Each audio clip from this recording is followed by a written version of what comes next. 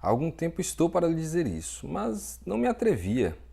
Não me parece bonito que o nosso Bentinho ande metido nos cantos com a filha do Tartaruga.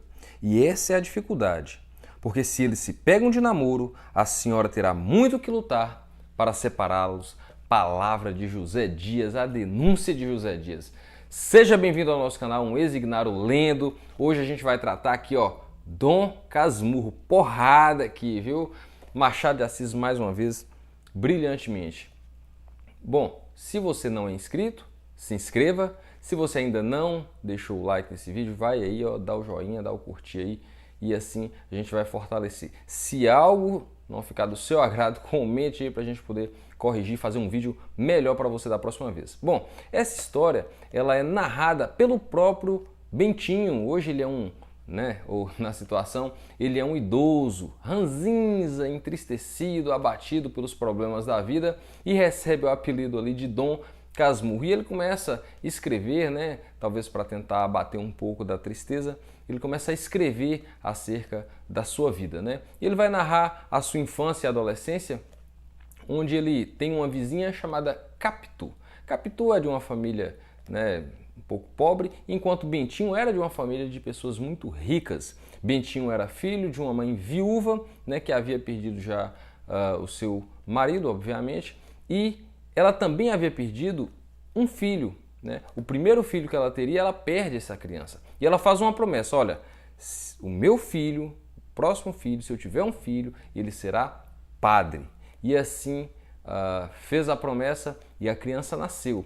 E em todos os momentos ela pensava dessa criança ser padre. Mas quando o marido morre, vem nela esse sentimento de ficar sozinha, de ficar distante do filho, mas mesmo assim ela coloca o Bentinho no seminário. Bentinho já havia descoberto algo que sua mãe não sabia. Ele havia descoberto pela denúncia de José Dias que os pontos haviam se encaixado ali daquela relação de amizade na infância, já estava se tornando em algo mais agora na adolescência. E é curioso porque Capitu também nutre o mesmo sentimento, ela também tem um sentimento por Bentinho. Tem até uma situação onde ele chega no quintal da casa dela e ela estava no muro escrevendo ali o nome dele. E aí é tão curioso isso que ele vai para o seminário e ele conhece um outro jovem chamado Escobar que também não queria ser padre.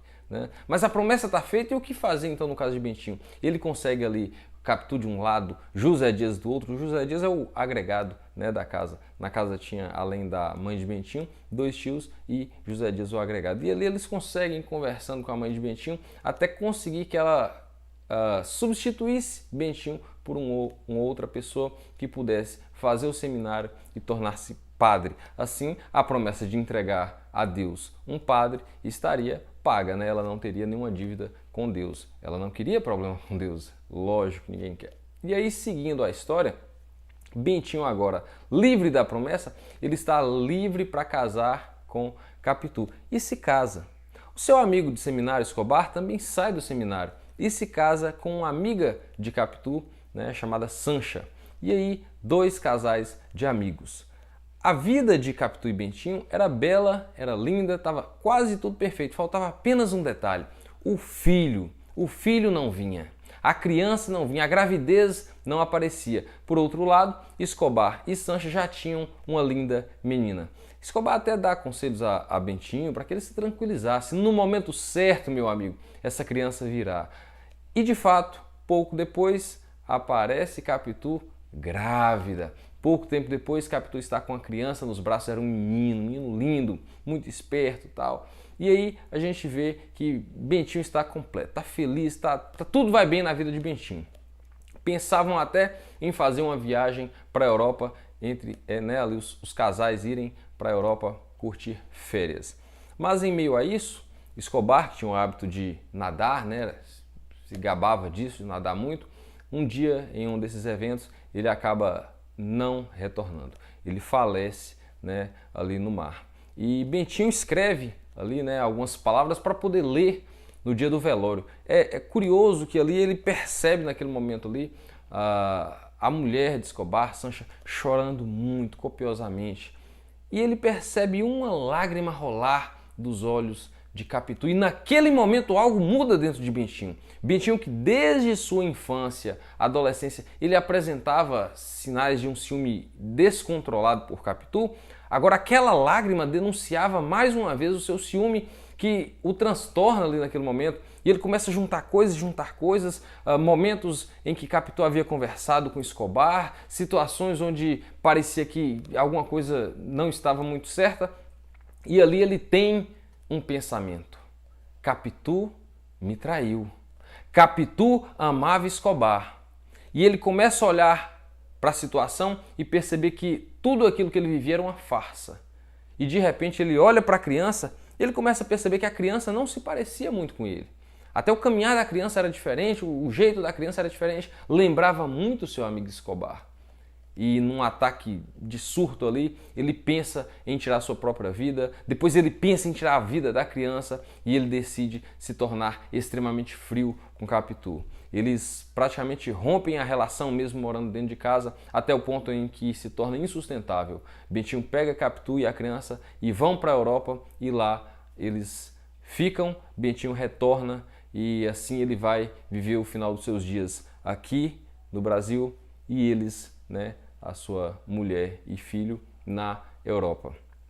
Até o ponto de que sua mãe morre, seus tios morrem, José Dias morre e a própria Capitu lá na Europa morre. Após muitas cartas, tentativas de reconciliação, mas nada deu certo, Bentinho estava irredutível. E ele recebe, já agora velho, a visita do seu filho, filho do seu casamento, e quando ele olha para aquela aparência, daquele jovem que chega, ele diz estar vendo ali o seu amigo Escobar. O menino era exatamente a cara de Escobar. Ele confirma mais uma vez: esse menino não é o meu filho. Eu fui traído pela mulher que eu amava. Poucos anos depois, o jovem filho de Bentinho acaba também falecendo.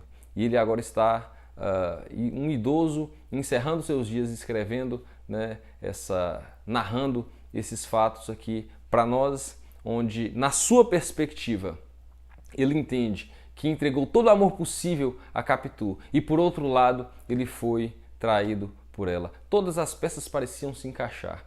A forma como ele era tão ingênuo, a forma como Capitu era tão ligeira, nas situações constrangedoras ali onde eles estavam, de repente, numa situação de quase beijo, de repente a mãe aparecia e ele ficava parado, estatalado. Já Capitu não, ela saía com naturalidade da situação, era tudo muito normal. E agora ele entendia que ela tinha capacidade para trair e manter a naturalidade. Bom, traiu ou não traiu? Você vai precisar ler para tirar as suas conclusões. Na minha humilde opinião, se eu posso dar ela como quem leu essa obra, eu diria para você: esqueça essa pergunta. Não entre no livro com essa pergunta. O livro é delicioso de ser lido.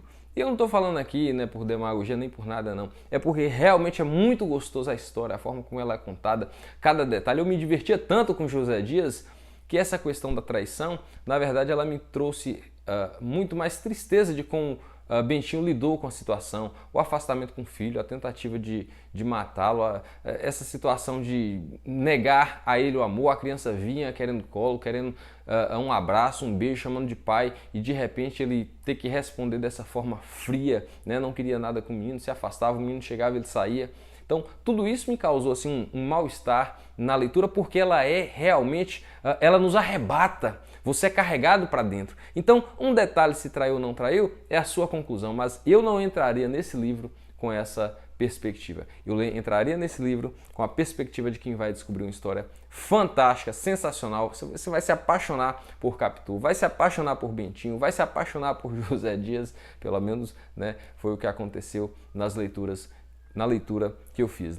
Eu me apaixonei por toda essa história, por todos esses personagens. Bom, chegamos então ao final desse vídeo. Se você gostou, já sabe o que fazer. Se inscreva se não for inscrito, deixe o seu like, comenta aqui o que você mais gosta nessa história. Traiu ou não traiu? Você que já leu, e aí, qual é a sua conclusão? Outra coisa, qual é o seu personagem favorito? Meu personagem favorito, pessoalmente, José Dias. Eu amava os superlativos de José Dias. Tem até um fato curioso que no dia da sua morte ele pede para ver como estava o dia, ele olha assim o céu e diz lindíssimo e morre. Amava superlativos. Comente aí quem é o seu personagem preferido, tá bom? Um abraço, até o próximo vídeo e fique com Deus.